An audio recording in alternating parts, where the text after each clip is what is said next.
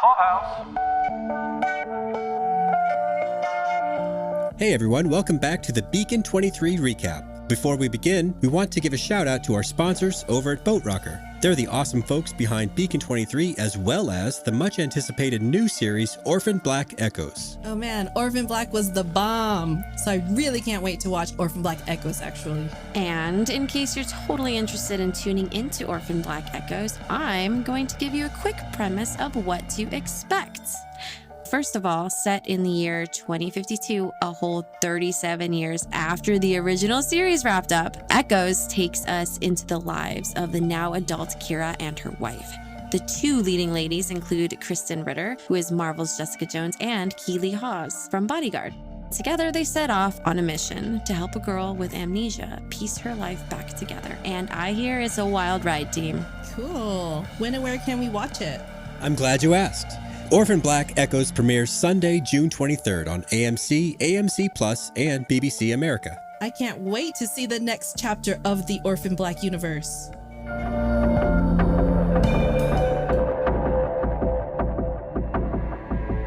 Welcome back to Pod Clubhouse's continuing coverage of Beacon 23. This is Paul, back with my co-hosts, Gabby and Inez. How are you guys doing this week?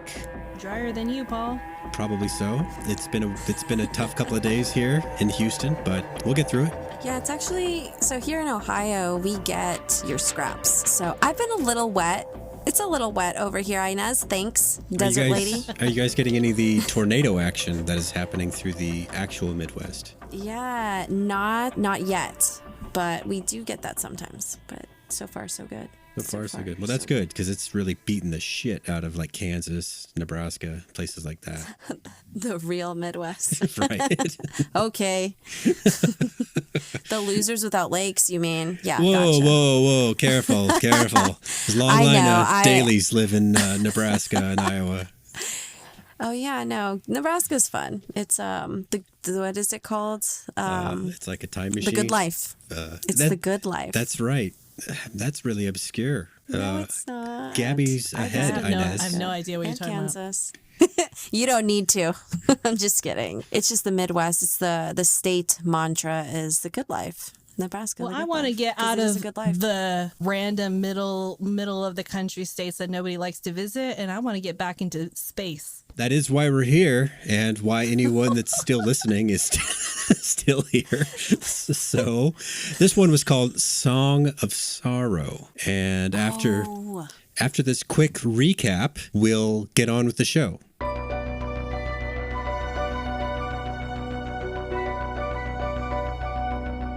Previously on Beacon 23. Iris and Halen welcome a pilotless mystery airship only to find an unknown matter in the pilot seat. With Iris's curiosity getting the better of her, she touches the matter, releasing a gas that chases she and Halen back into the beacon. We also learn that Beacon Keeper 174, aka Iris's pen pal, allegedly has gone missing en route to Beacon 23. Meanwhile, Harmony encounters a new dilemma of her own. Rogue AI, also known as Dev, has followed her into Beacon 23 with the intention of imprinting on a human of its own. This unforeseen circumstance heightens the tension in an already volatile situation, challenging Harmony to manage the AI's threat while untangling the enigma of the missing pilot. Okay, first impressions for me. I liked how this episode worked better than the last episode. For one simple reason, I could understand everything that happened. And that gives it a leg up for me. And in fact, we got some of the explanations we needed from last week in this week's episode. Now, you can still kind of twist and turn them whether or not Iris was correct with what she was positing. But I'm just going to take them and run with them. What did you guys feel? Just gut instinct on this episode. What was she positing? The pocket universe and the rumpled space-time. Yes. Yeah. Okay. So I liked that. I loved her explanation. That was super fun. Kind of first impression was these visitors. They reminded me of like a cross between Ferengi / Mandalorians. And so that was kind of weird until the end. I just accepted them and I am completely on board for whatever this little gang has going on. Ferengi and Mandalorians. Because they're like searching for scraps, and that's like the Ferengi, and then the Mandalorian because they're all like chanting and culty. And yeah. All right. I would have given you more like Ugnaughts, like the little pig guys that work on Cloud City and was in the first season of The Mandalorian. Remember, he would say, "Oh my gosh, they were so cool." I have spoken. That guy, he was. No, they're too cool. Too cool. Okay. These guys were not as cool as them. They're Mandalorian, Paul. There's a show I watched with my daughter when she was little called Dino Trucks. And the bad guy dinosaurs are all about scrapping. The Scraptors. They are raptors. They're the raptors that scrap metal from other dinos, and then there's the scrapadactyls, that are out there. So that is where my mind went. I was like, okay, we've got some scrappers, and they were, obviously scrappy. They were very resourceful. They were resourceful. They survived a major catastrophe and scrapped together a space sail ship. I was trying to picture how the sail ship worked. I was thinking you remember in Attack of the Clones, the ship that Count Dooku left in? It deployed this big solar sail. And allegedly, that's to catch photons, that kind of theoretical particle of light that is and isn't an actual particle. But I guess in Star Wars, it is a particle with enough weight that it can push mass, I should say, push a sail. And that's how that works. But the part where it was like an open boat kind of confused me. I was picturing like Thor's boat in Love and Thunder. Like it was just like a boat, without a ceiling. Is that what we are getting from this? Because we never actually saw them on the boat. How did you guys understand this craft? Oh, no, I didn't think. I thought it was somewhat like a pod, just an enclosed. I thought it was more something that you would see with our, space missions, where it's kind of like a pod. Spacesuits and like a mast and a guy getting knocked off board. A pod with a mast. It could be, I don't know, it could be something, there's always like an output on any kind of machinery out there. So I guess I assumed that whatever was coming out of the exhaust was just blowing into that and giving it the forward momentum that it needed. Space magic. Yeah, they're resourceful. They know. You don't need to know. It's a need to know basis, Paul. People do need to know. And so this is what I'm coming up with, because I need to know.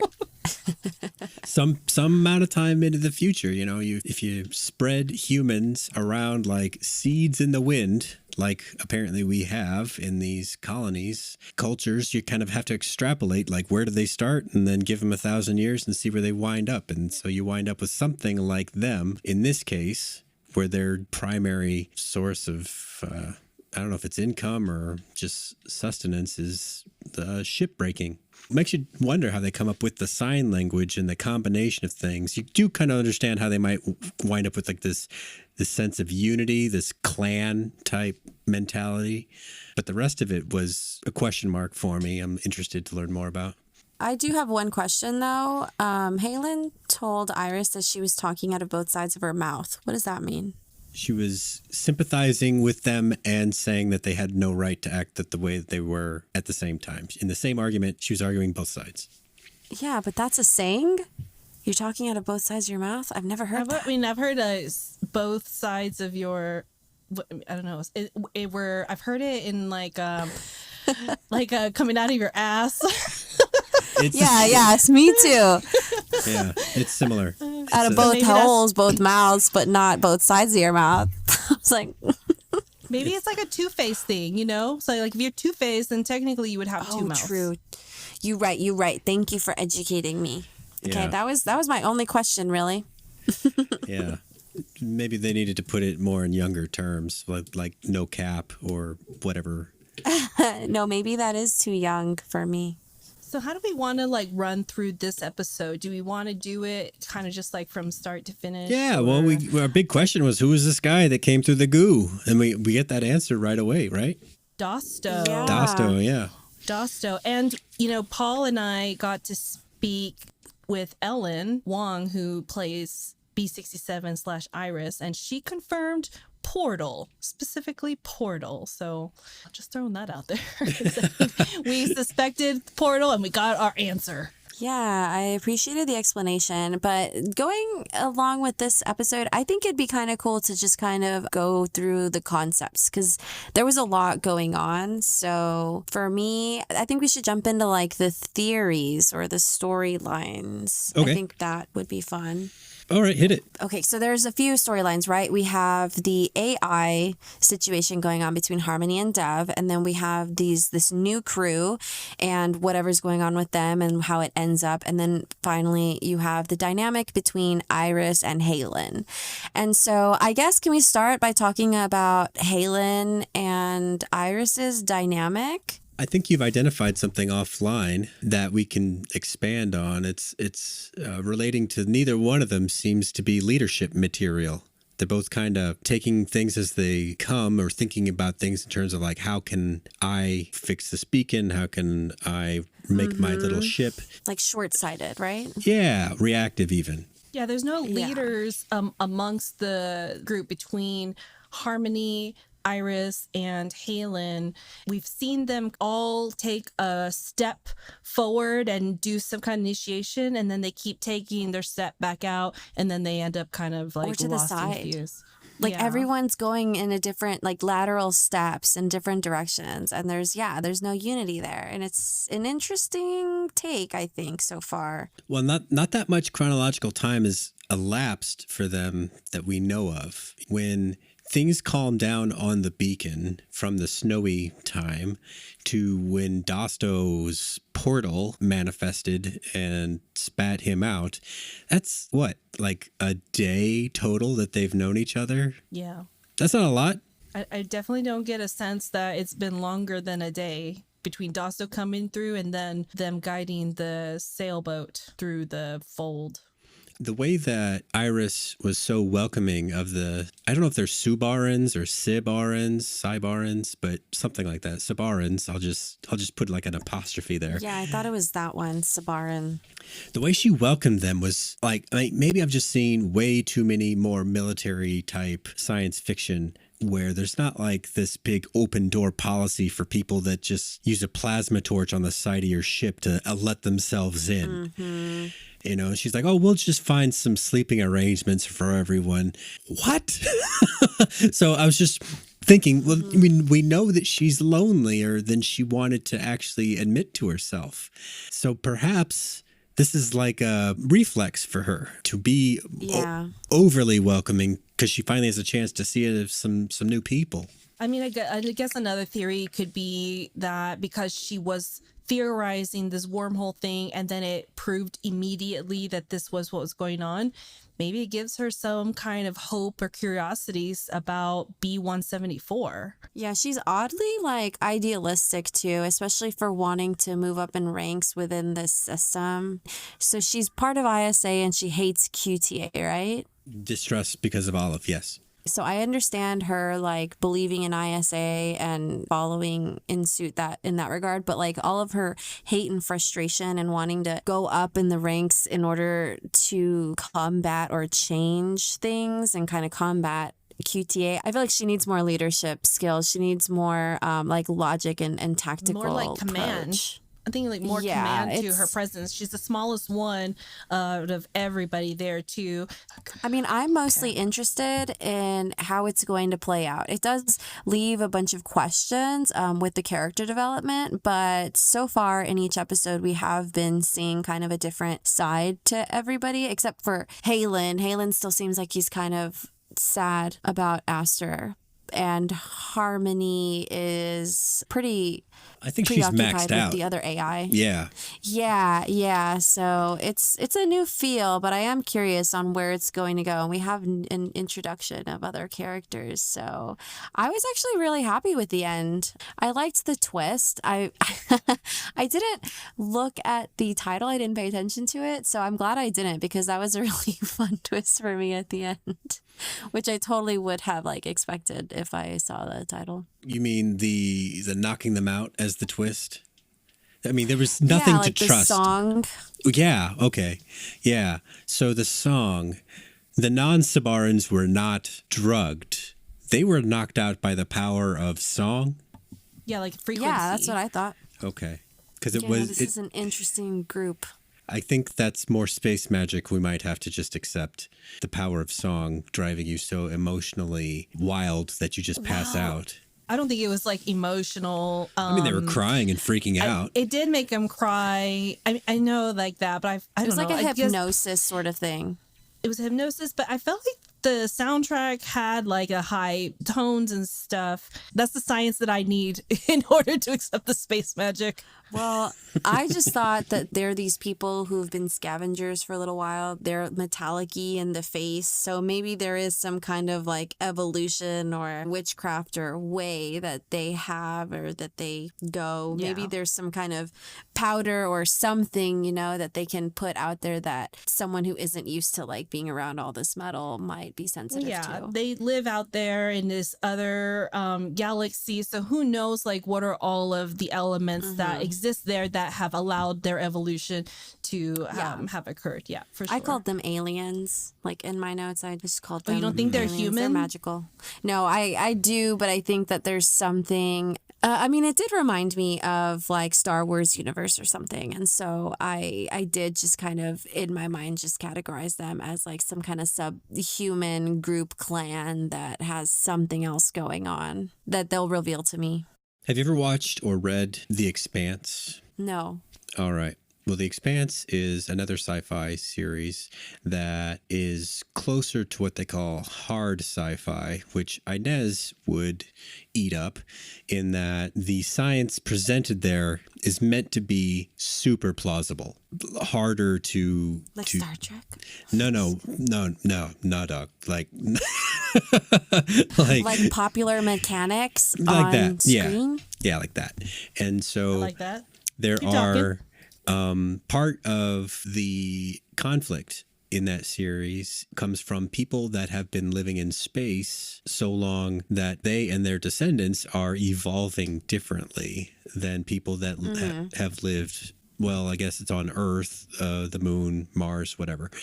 And so if you spent, and your parents and your grandparents have all spent all this time in space, then they're presupposing that like your bones will be longer but weaker. And if you were subject to gravity, that you couldn't take it, you couldn't stand, but you are kind of lankier and you are more suited to the kinds of terrain that you might experience in space and need to like grab onto handholds because you're longer and can can handle that kind of thing. So, but that's just an example that I toss out as like, once you separate long enough from whatever the original colony was, then you do start to get those unique traits that make survivability increase with your descendants. And that happens here on Earth, so that's something that I just expected was going on with them. But I figured that the face paint, like the blue lips and the Mad Max silver paint across the face, I figured that was more tribal or something like that. Less evolutionary, more cosmetic. Were you reading that as like, no, that guy has a silver nose? I'm open to both. At first, I thought it was cosmetic. I think it is cosmetic to an extent, but also, you know, that there was one character who had like kind of a missing limb and he was all black, and that just reminded me of like a coal miner or something. And so to me, it's not that it's like tribal just for cosmetic purposes, but it was it's kind of their position or ranking and whatever their life is like before they got to where we are, you know. That's really interesting casting for that guy, because you can imagine like they live in a very dangerous area. It's very plausible you would lose parts in this existence. I liked that. And their costume, right? Very Mandalorian-esque, where they like pick up scraps and make their uniform. They and were I mean, like was that related bubble wrap, but not right? identical. I felt like that was bubble wrapped on her sleeves. It happens. It definitely happens when you watch behind the scenes on how different things get made in sci-fi shows, and it really takes the mystique away. I thought it was supposed to be. Could be. I mean, it was good insulation, so The thing I'm I'm here for it. thinking of was like James Cameron was like a set person on like a very low budget sci-fi movie before he became a director. And in order to make like this science fiction-y corridor, he got fast food containers that were like styrofoam and stapled them to like this hexagonal wall and just did it for the whole course of the corridor of the hallway. So it had like these bumps and ridges and things, and he just spray painted the whole thing like red or something. And on camera, it reads as science fiction, but if you flip it over, Resourceful. it's just McDonald's, you know? Yeah, that's film school for you. Could be bubble wrap with some texture or just different layers of netting, because they all looked related. Their suits, their helmets and things, but they'd all been either personalized, Customized. right, for whatever their particular needs were. You know, speaking of uniforms, clothing did catch my eye in this episode for whatever Yes, reason. irises. Yeah, I wrote down wearing a dress, and I don't know why Yeah. that stood out to me. Probably because it felt like you're still kind of in the middle of a mission mode, especially now that you've got people over. So like it felt People interesting how like casual. I know you're hosting, but be professional, lady. I mean, like, I don't know if it was meant to like make it like a vibe. Is this like her just trying to create a vibe and make people like comfortable, whatever? Or she just like run out of clothes and not do laundry and she didn't have her uniform available to her? It just felt like it just got a sense that people tend to, except for Sophie, that they tend to wear their uniform all the time. And when they do wear casual wear, it's like for themselves in their privacy. So seeing her out there like having this, especially when she is so continuously like on them and side-eyeing them about like, you know, messing up her beacon because she's got a lot of loyalty to the beacon mission, right? So it's just interesting seeing her in the dress.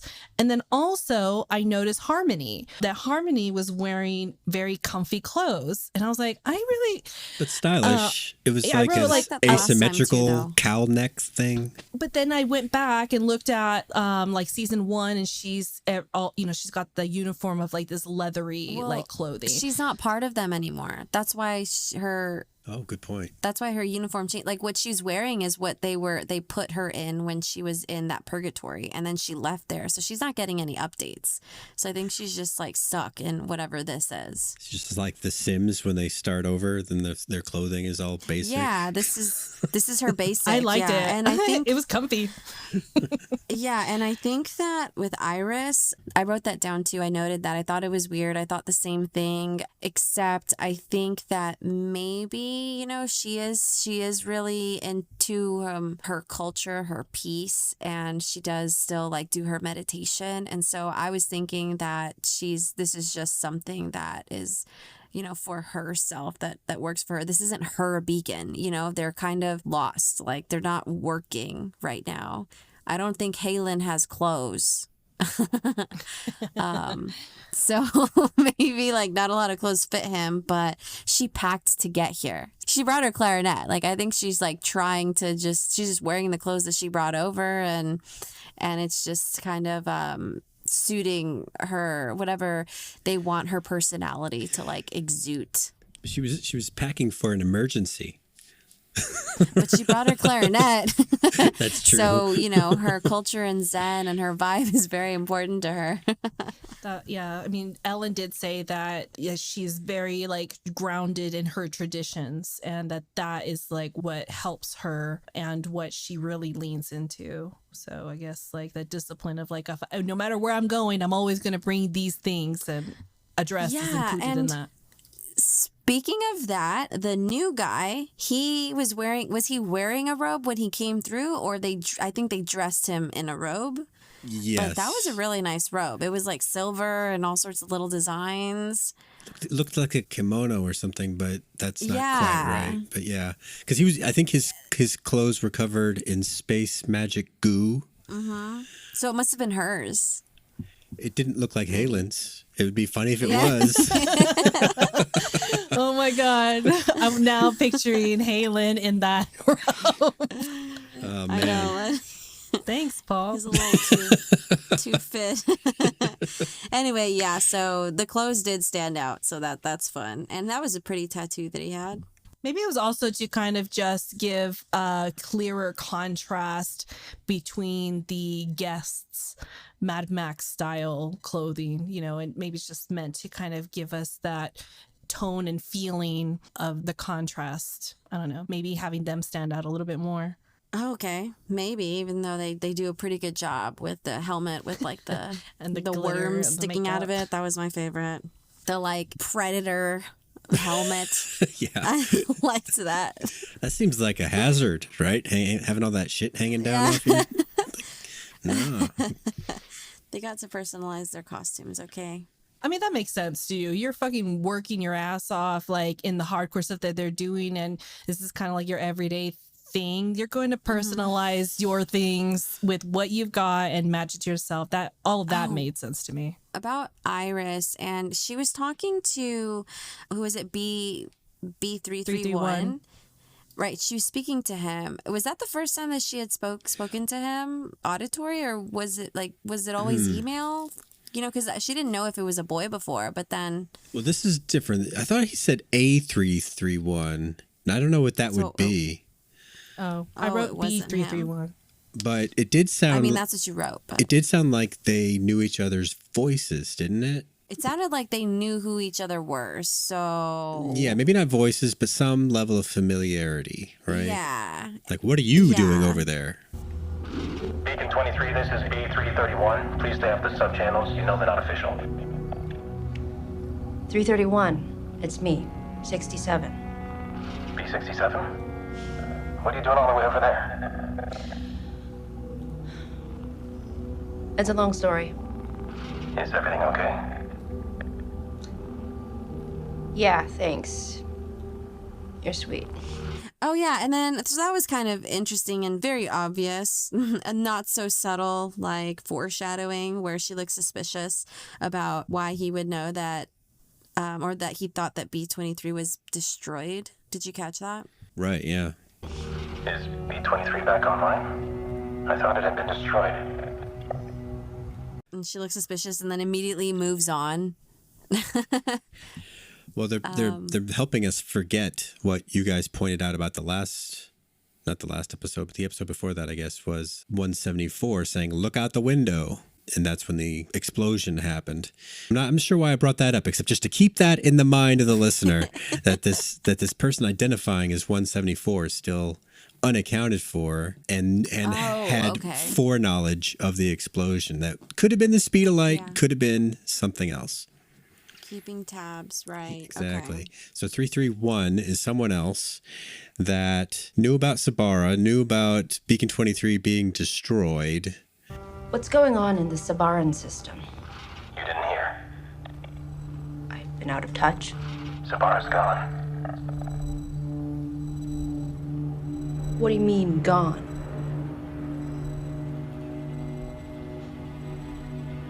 That system's 180 planets. 11 inhabited. And it's gone. The last column holdouts were eliminated.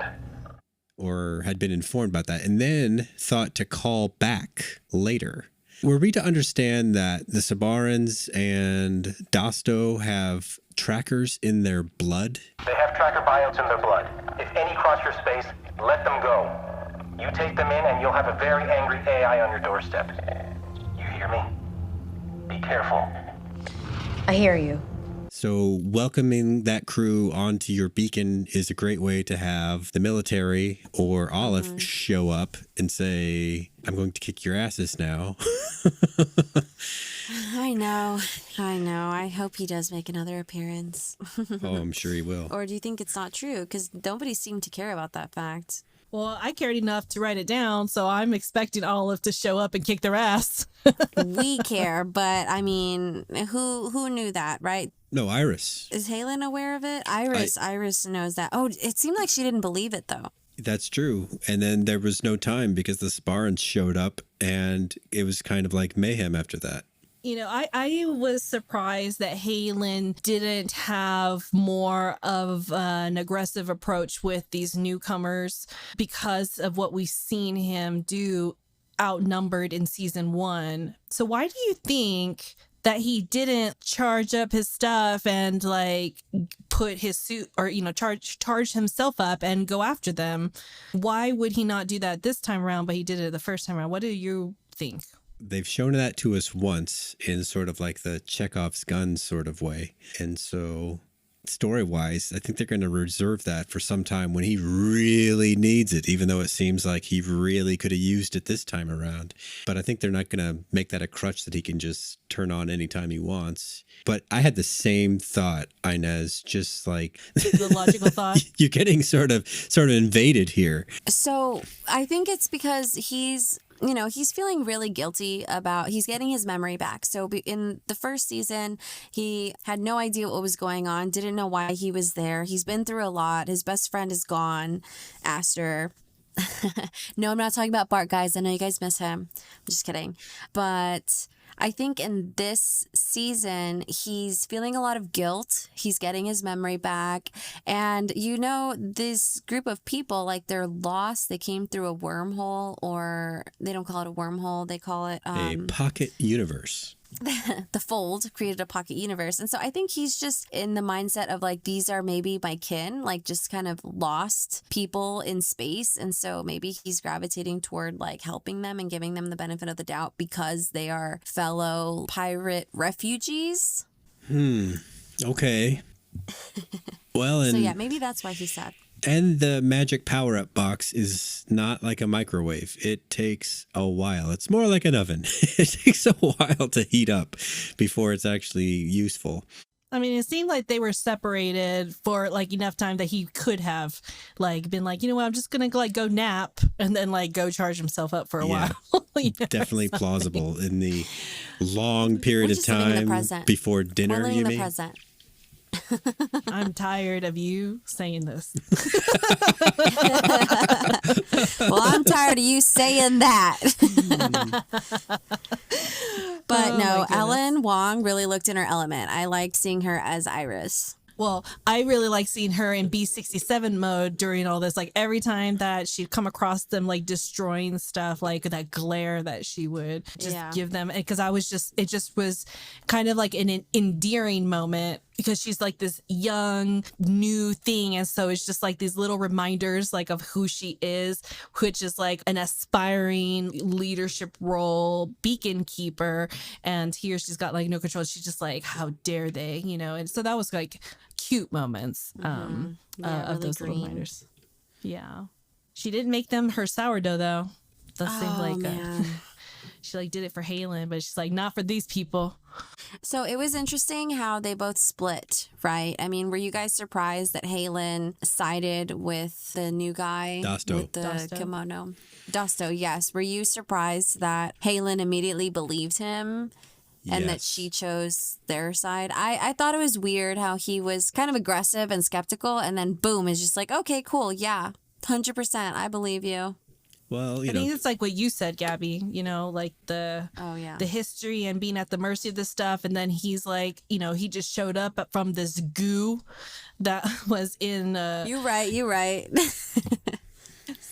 Well, Dosto appealed to him in terms that he would understand about doing things that you have to do, even though it's a bad situation and having to live with it afterwards and all that. But the trouble was that he'd already been caught lying. And so you couldn't really suss out when the lying stopped. Yeah, but Halen lied also to Aster when they first showed up and it was and survival. Aster lied to him. And Aster lied to him. Everybody lies. But, okay, so question, Harmony, can she not scan people anymore and know their life story and profile? Because she did that a lot before, and now she's kind of... Do you think she has the access to all of that stuff still? Like maybe her separation from Aleph kept her kind of like more isolated, limited information on the beacon. Oh, like she's a closed system now? She can't go tap the whatever the internet evolves into? Yeah, it sounds like that's what she's saying, which sucks if that's the case. That's what I'm saying, because like Gabby, you're right. I expected more participation on those kinds of things. Those were those enticing pieces about her and the whole dynamic of the AIs in season 1. So now that we know she's gone through something, I'm just going to attach it as a consequence of that. Yeah, but if she was truly like air gapped, like they say, then Dev couldn't have invaded, I don't think. Well, Dev was also like Dev was left behind as part of that judgment program, that purgatory episode. But the part where Dev is on the run from Aleph, I have trouble reconciling exactly how that all works. Dev is a fact. Dev is there. So I guess maybe that's enough. Yeah, time will tell, I think. And we weren't really sure if Dev was there as like the lingeringness of the prison purgatory thing on Beacon system, and not that Dev returned through like the ship from, I don't know, 174 ship that made it there or something. Well, yeah, I mean, we were very sus about the timing, about how Dev showed up with the portal at the same time as the portal thing showed up. Pretty much, yeah. And that's just but weird we don't timing. know the distinction. Okay. I can't wait to find out, though. I think there will be some explanation. Well, yeah, I think we're only halfway through. With Dev and that weird wooing stuff Dev was up to with whomever. Poor Dev, so desperate for some companionship. It made me wonder if when an AI is not paired, is that just what they do? I don't think all of them do that, but I think that Dev would, because they're evolved like Harmony and no one else is evolved. But so I get it that Dev is evolved. They've said that. It's a stated fact, right? Dev and Harmony are evolved AIs. They can feel emotions. Yes. Okay. So what is up with this sexual approach that Dev seems to be taking in order to imprint on a human? Like, Dev is evolved, so is there something that I don't know about? I think it's about weaknesses. I think it's about like just human nature. That because of the is loneliness? usually an effective strategy. Yeah. Companionship, like Dev wants companionship and maybe doesn't know like how to go about wooing someone, and then humans, we've already seen Iris that wants companionship. Yeah, that's a weakness that I think everyone is aware of, that she gets too attached. So yeah, I just think it's kind of pinpointing at weaknesses, and this is an AI that's been super isolated, like has never been utilized for the purpose that it thinks it's supposed to be utilized for. And so I think that Dev just doesn't really know how to go about shit, and it's kind of like coming off just a little testing. Strong. Just troubleshooting. Yeah. Just yeah, that's what I think. Poking the fence to see where's the loose board to get through. Mm-hmm. Like a little velociraptor. Well, loneliness is a strong thread in this whole series. The solo nature of people, but when they find somebody, even though they've been telling themselves that they're better off as loners, maybe it's not 100% true. And this is an AI version of an idea akin to that.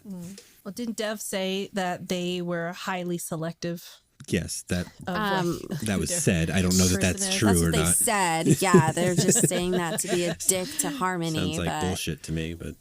Yeah, definitely just want any flesh they can find. So, are they going to try to attach themselves to one of these noobs? Huh? Maybe Predator helmet? They attach themselves to? Well, there's some narrative good that Dev might be able to have, because Dev has this weird ability to manipulate reality, the physical reality, and our heroes are left at the end of the episode in some amount of trouble.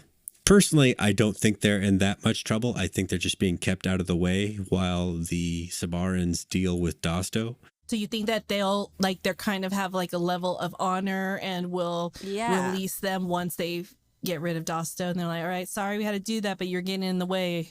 I kind of do. Yeah. I mean, think so too. Even though they've been lying this whole episode over and over again, but I mean, they pulled a Jigglypuff move. I think that they are not going to be like so nice about like all of that. I think that they're going to try to figure out like, can I move this beacon? Can I like, how do we like fix this ship that is attached and just not working right now? They're probably going to try to like fix that. But I think that they're not going to make it anywhere. I think Aleph going to come back. That's what I want. I want Aleph to come back because he's tracking their blood, right? And then we saw that one guy found the blue rock and pocketed it. And I think, Paul, you've mentioned before, like theorizing that this blue rock being like a known thing out there is something that Aleph is actively looking for because of the blast, and he's trying to collect them all. So I don't know. So I don't think he's coming back for that rock, and he's coming back because he already has the tracker in all their blood. He knows exactly where they are. Or it's what Paul said, and where they scrap up, they take off, they take the rock, they have the tracker in their blood, and then Aleph, we just hear about what happens later on. You know, we hear about Aleph catching up to them and blah, blah, blah, because if Aleph goes to the beacon and knows that everyone's there and alive, he's going to just kill them. So I think that these people, this clan needs to leave. Aleph needs to follow them. And then that way Harmony and Dev and Halen are alive and well. Here's a twist on that. Okay. What if Dev thinks that Dev can use this situation to Dev's advantage? Oh my gosh. Yay. I hope that happens. I would like that. Contacts Aleph and says, hey, no way. Some folks you're looking for are here. What do you think? And then what? Bargain with him for something? If Dev is on the run for some failure or other reason, then maybe there's a way to get back into Aleph's good graces, get back into the main system. Because are you just waiting for these cast-off humans to show up at Beacon 23 to imprint on? Because you're going to get a pretty slim pool of people. They're desperate. You know? Yeah, there has to be a bigger agenda, you're saying. Whereas if you're back in the QTA pool, then maybe you'll get a shot at a better match. I don't think so. I don't think that they're interested in a QTA. Well, no, you're right. Maybe so. I think that maybe it's not even about the journey and longevity. It's just like an experiment, maybe, because it's totally likely that Dev decides to imprint and then thinks this is stupid, but I did it, so let me move on or something. That's an interesting point, that there's so much stock being put in imprinting. I mean, once you do, though, you're indentured to that person. And so what if they're a Solomon? Is that the existence that this evolved AI wants for themselves, is to be this jackass's slave? That's a fear, and that's definitely something that could happen. But I don't know. I still think that Dev is super AI rogue. So I think that they can get out of whatever mess that they might get themselves into. I think last episode we saw that there's some kind of connection with this goo membrane stuff from the portal and Dev. Dev was able to get into Iris's head after Iris kind of got sucked in a little bit and touching this portal. And so I've been making an assumption that Dev is connected to this specific portal at some capacity. Not really sure yet how Dosto comes into play with that, but that membrane portal was on the ship originally, right? The seat. Right. And I'm reflecting also that Harmony spends time looking at the membrane, and it looked like the membrane was surrounding the beacon, right? I don't know if it's surrounding it, but it was a major presence right near it. Yeah, I mean, it looks like it's obviously getting bigger. It's now outside, even though it was inside when Dosto came through. And I'm not really sure how they like moved it or how it got moved. Or is it still in the ship on that same spot? Or is that membrane thing out there? Is that the entrance? That's not the entrance of this portal galaxy, right? The fold. Is it? It could be multiple openings that come and go, to the same place. But the what you're bringing up about it needing, or I don't know if it needed to, but the fact that it did arrive in the seat of a ship is pretty weird. With it, even or adorable. Okay, yeah, or it did adorable. Like a fart noise in Iris's face. It needed to be activated. No, I think it did that though, because it wanted to be activated in a specific way so that it could linger in that space. Actually, I don't know if it is part of the fold. I don't think it's part of the fold. So I'm thinking that it might still be part of Dev. And Gabby, you've described Dev as potentially really like a virus. So I'm just wondering if like Dev's like doing shit inside over here and nobody's paying attention to this membrane going on out there. And what if like that is like Dev doing that? Dev is intending to like surround this thing for whatever reason. And maybe that's how like sucked up, you know, once B-174 Beacon person, you know, into it, and it's about to do this to Beacon 23. I'm just throwing something really out there. I'm just really trying to figure out the connection of Dev with the goo and how it impacted and connected Dev with Iris. And so translating what that might mean in this episode, especially seeing that the membrane has grown larger the longer that it's been there, and it's been there the same amount of time as Dev's been there. That's cool. Those are really good theories. I personally I'm gonna enjoy the ride kind of girl. I just enjoy the beacon. I take it day by day, frame by frame. And so for me, I've just accepted that there are a lot of moving pieces.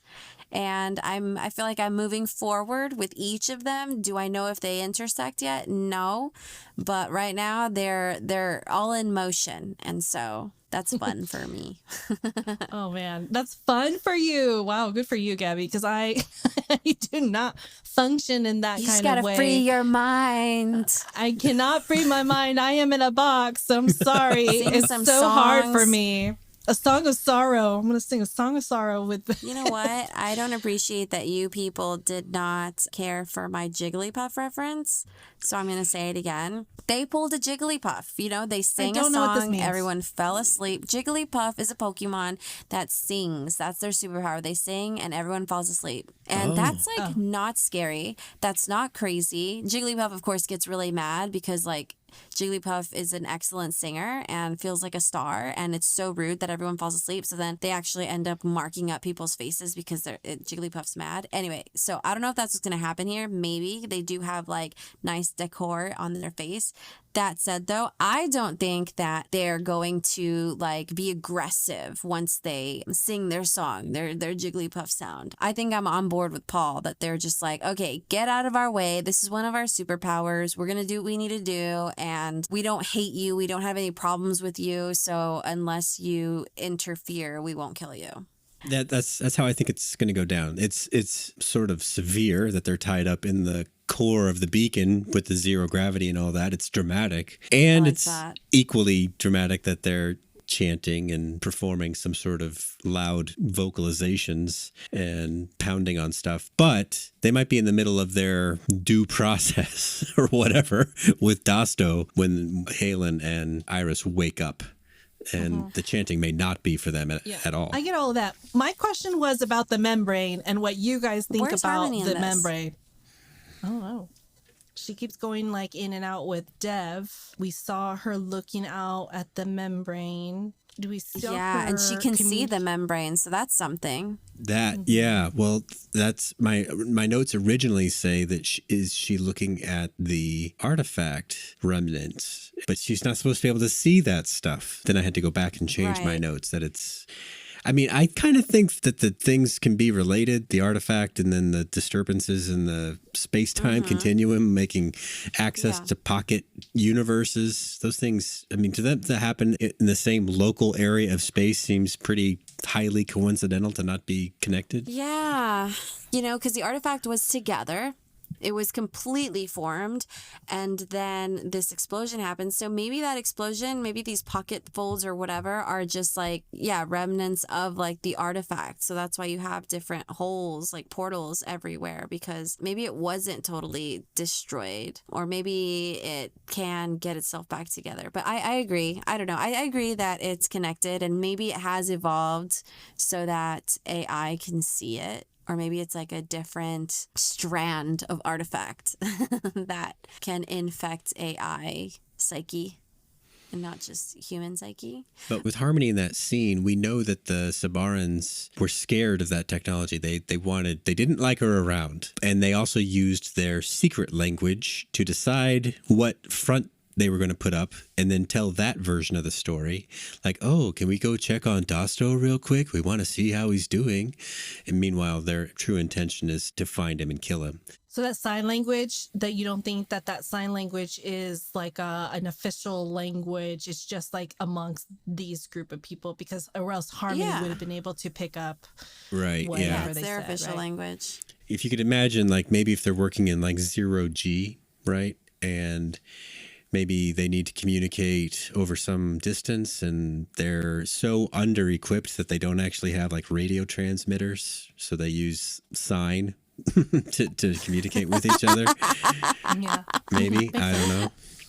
That's their Yeah. smoke signal, yes. You Yeah. can see it from afar. But you could imagine maybe these people who know enough about tearing things apart that they might know how to handicap the AI emitters, the hologram emitters, For sure. such that Harmony might not be able to show up because they don't want her around. They don't trust her.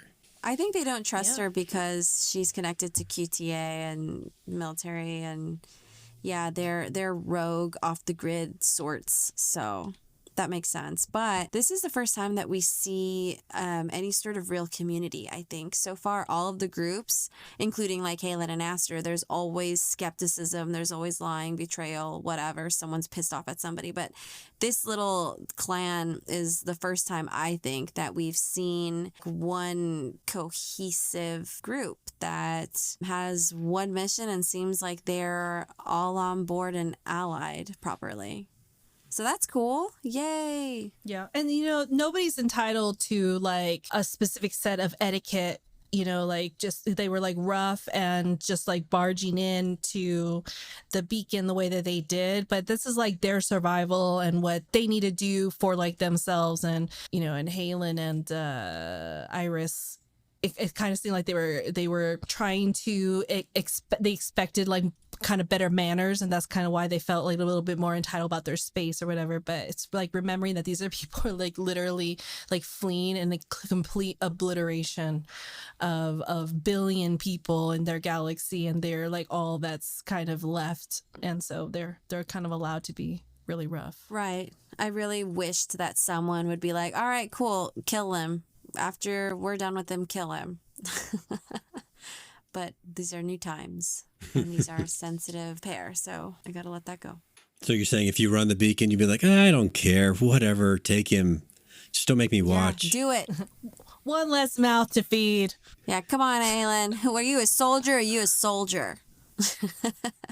Well, That's what I would do. some of his story, like about the actions on the boat where Lino gets tossed overboard and that gets sussed out to be, yes, that's true, is like him or me kind of thing. But that doesn't really explain away the concept that the dude was a mole for the column the whole time, and whether or not Iris and Halen would have any ideological differences with column people, because they have so far. So just the nature of the guy being kind of a rat for being in the column and then showing Aleph the way in would make them, to me, not want to overly concern themselves with this guy. I mean, at the end of the day, it's in our biological nature as humans to like survive, and seeing and witnessing death and participating in killing like is supposed to be just against our nature and traumatizing. And so maybe it's just kind of feeding into that. It's like, you know what, like enough people have died. We've seen a lot of people die here. And then Iris hasn't been there, but you know, she's experiencing her own loss with B-174, you know, on her way there and then gone. And so maybe it's just kind of like, enough, please, Hope. enough. I don't even know hope. Yeah. I don't even know hope. I think it's just like, I'm so fucking tired of dealing with death and then not getting a break. Burned out. That's funny. Well, okay, so I guess now would be a good time to talk more about Dev and Harmony. I know we've touched on them a bit, but that's like the third storyline that was going on. Is there anything else you guys had in mind about those two? For me, not really. I mean, we got the gist of it, that this is like Dev's trying to find a human to imprint on, and Harmony is saying no, and then Dev's saying, you hoard, and then Harmony's saying no. That's the story. Selfish bitch. Yeah, she called Harmony a selfish bitch. Yeah. But that's it. I don't even know what that means in AI world. Harmony has one imprint and she does not trust Dev's motives. So she's actively keeping Dev away from the other people. I think probably hoping to just discourage Dev from staying at all. Or maybe there's something else we're supposed to get out of this about like who Harmony is now, about, she's having these like side battles. She's not reporting to anything because she's like free, she's not like, saying, hey, Halen, like this is the latest evolution of stuff, what's going on over here. Like, like maybe that's the angle that we're supposed to take on this too, is just seeing how different of an AI she is compared to season 1. Yeah, I think that's the case. I don't know. I'm really interested in the next episode because they did set us up. This was like a nice introduction to some new dynamics, and I hope that next episode is going to grow on it. I mean, there was like a total cliffhanger, so they have to be. Everyone has to be in the next episode. But I am curious as to like how long Dev is going to stick around, and I want Dev to ally with somebody because if Dev is so powerful, I want to see what that actually translates to. Oh yeah, that'd be interesting, especially knowing that like their core piece is dealing with all of these like the sad side of emotions all this time and then being connected, and it would be really interesting to see how they portray that. Well, I thought I had understood that Harmony's totem, physical presence, had become the beacon, but I kind of made that up because I hadn't seen the totem that Aster had carried in with her for a long time. So I just sort of made that leap. But then in this episode, Dev mentioned that they had horned in on Harmony's totem, which caused Harmony some distress. So I was wondering if that's the actual beacon or if it's that physical little gadget that Aster had. And if it is the little gadget, then can the Sibarians, if they make their getaway ship, can they take that with them and take Dev with them? I was just kind of thinking of that as you were describing your last thought, Inez. Oh, yeah, Dev has a totem? think I was with you. Yeah. Dev said that they... Oh, Dev does have a totem. That there was plenty of room in Harmony's. How are you even able to be here? Your totem. It's very generous. What did you do? And that's, I guess, where Dev's program is currently residing. But I couldn't figure out if that meant the gadget or the beacon. Ooh, maybe it is the beacon, and then Dev is that membrane.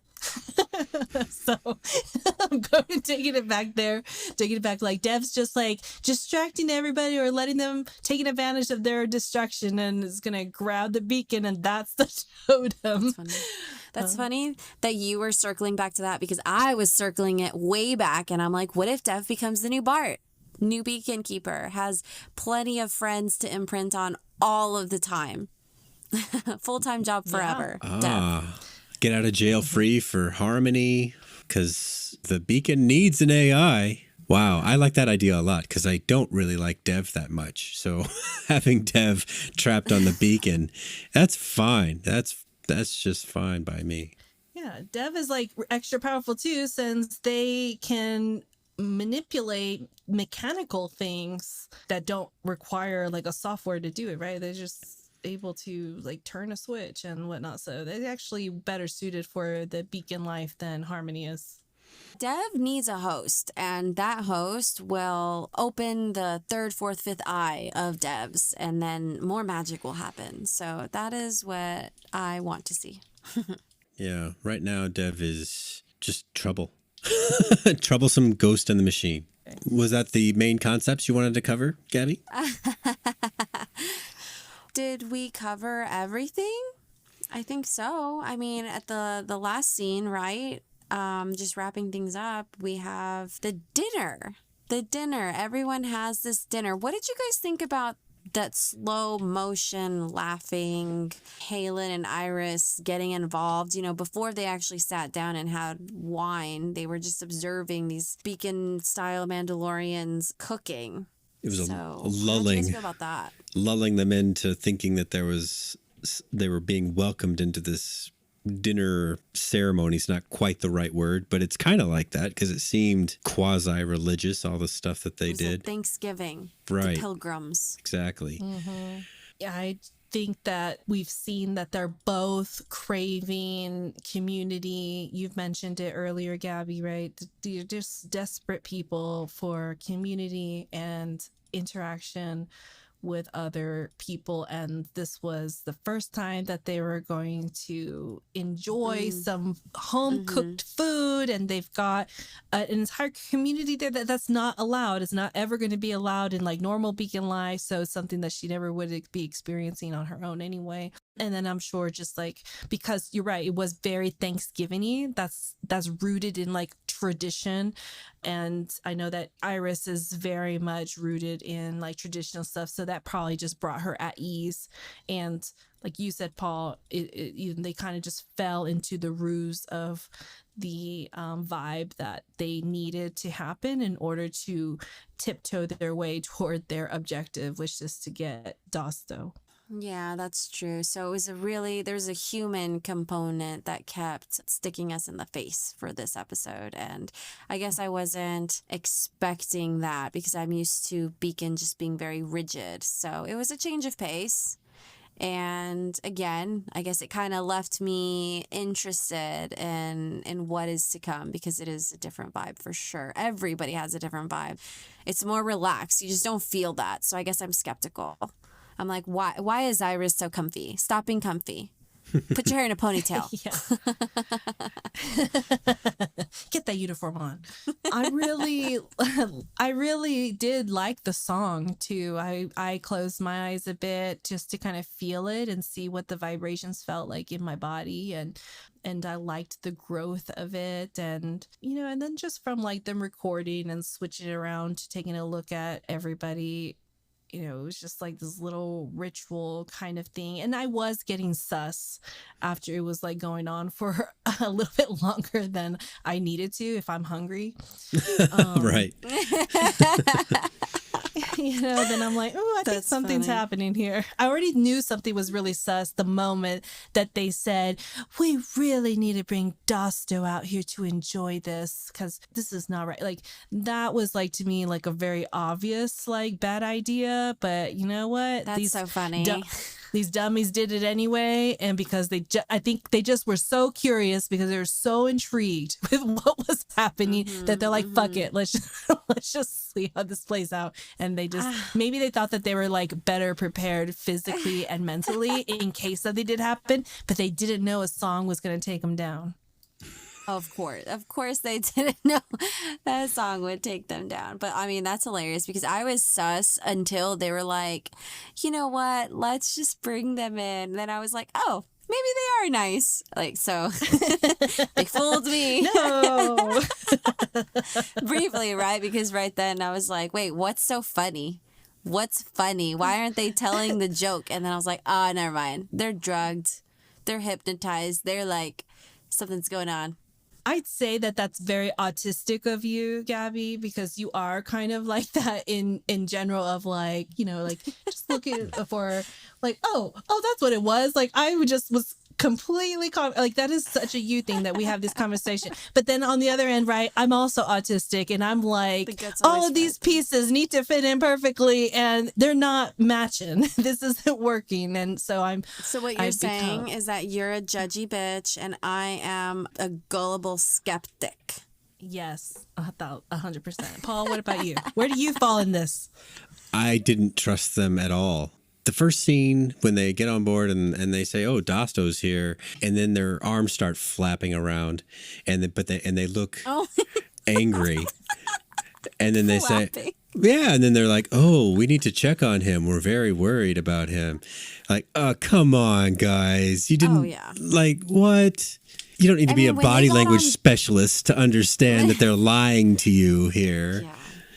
Yeah, that was annoying. That was really annoying. I mean, of course, in the beginning, I was just like, these people, like, they're clearly talking. Why are they so quiet? I understand that Halen and Iris are, skeptical, but there was just no action. So I had to brush it off because I was just really annoyed at those two. But no, we're talking about the Thanksgiving moment. Yeah. Come Wouldn't have around at all? happened. It wouldn't have happened under Aster's rule. No, So. no. She's gone, okay? Move on. But I mean, it's true though. She would have been too hard to crack. She would have left them out there and they would have died. And it would have Right. been awesome. Right? She wouldn't have been like getting their duffel bags off the boat. Oh my gosh, yeah. But she is in the past. She's Oh, you only poor on the poster, dears. guys. Welcome aboard. No, that's all I got. That's all the Lena I can manifest for right now. Anyway, okay, so high, low, high. Hi, I enjoyed hearing about the universe that Aleph is out there crushing his enemies, and it's wild to the extent that he is doing so. In order to kill a few, he's killing a billion just to make sure loves that. that he's not missing anybody. Low was, again, with some of the kind of the timing and pace of what was displayed. I just couldn't agree with how our heroes wound up tied up at the end, because I just couldn't understand their decisions getting there.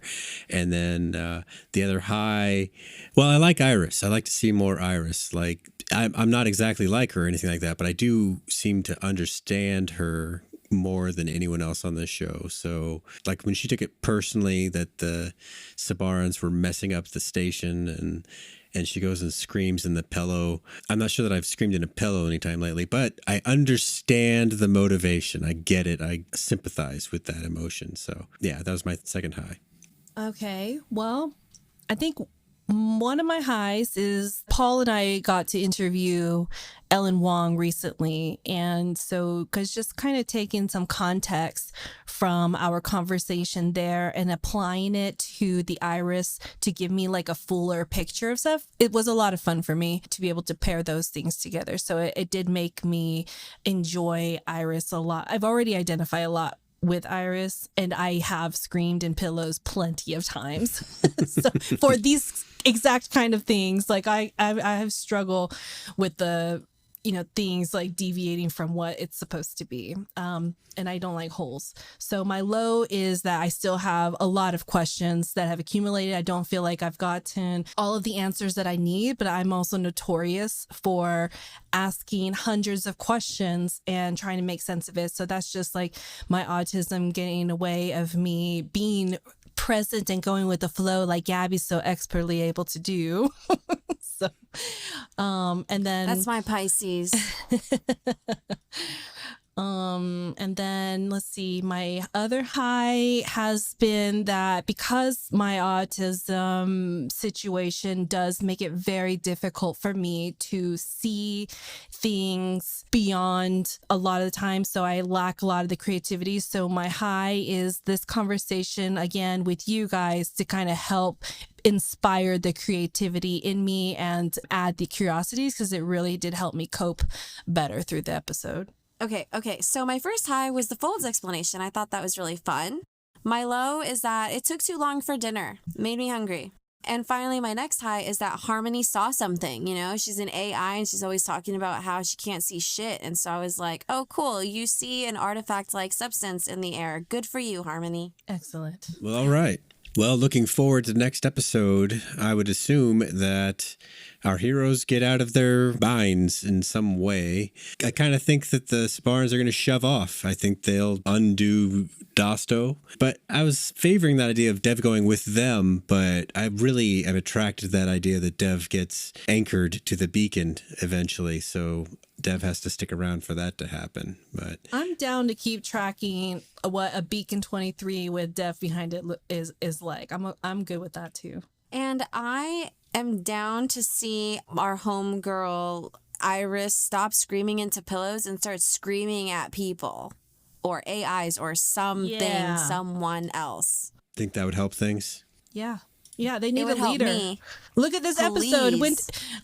Their whole situation went to shit because none of them could figure out who's the leader. And so the Sibari people were like, we're fucking leading, bitches. Little bitches. Yeah. Yeah, and that's why at the end I was on their team. And I am on their team right now because Iris, I thought she would step up and she didn't. And in the scene that you guys really like where she was screaming in the pillow, I was like, come on, girl. Don't be a bitch. Get the fuck out there and do your fucking job. Get it together. We don't scream at pillows.